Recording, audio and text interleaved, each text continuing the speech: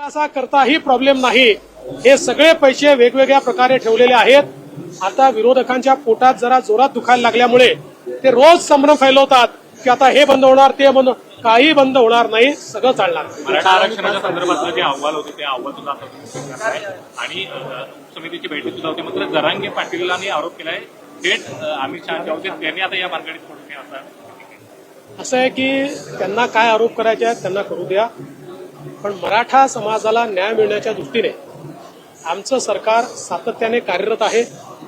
आज अण्णासाहेब पाटील आर्थिक विकास महामंडळाच्या माध्यमातून 1 लाखपेक्षा जास्त मराठा उद्योजक आम्ही तयार करून दाखवले।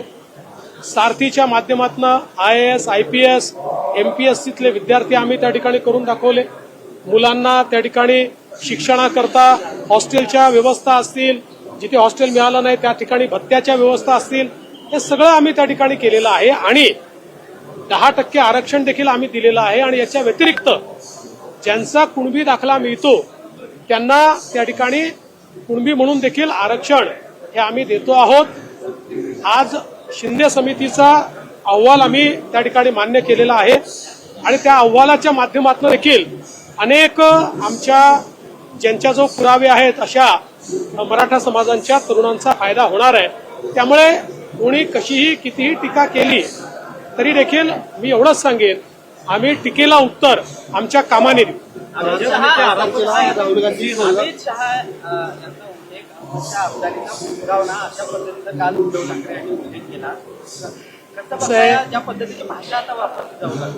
असं आहे मी एवढंच म्हणेल की माननीय उद्धव ठाकरेजींनी आरसा बघावा, कारण ज्या काश्मीरमध्ये 370 कलमामुळे काश्मीर भारतापासून दूर झालं होतं ते 370 कलम रद्द करणारे मोदीजींसोबत अमित शहा आहेत।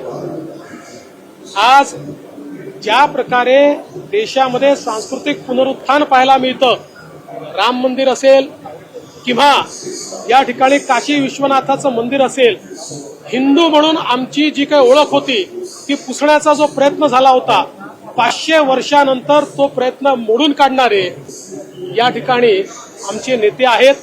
त्यामुळे त्यांना अशा प्रकारे त्यांचं संबोधन करणं म्हणजे मला असं वाटतं की एकदा आपला चेहरा हा आरशात पाहून घ्यावा। भाजपने ते आरोप तर देवेंद्र फडणवीस कोल्हापूरमध्ये बोलत होते, आमच्या कामामुळे विरोधकांच्या पोटात जास्त दुखतंय असं त्यांनी टीका केलेली आहे। मराठा विद्यार्थ्यांसाठी हॉस्टेलची व्यवस्था आम्ही केली असं सुद्धा त्यांनी सांगितलेलं आहे।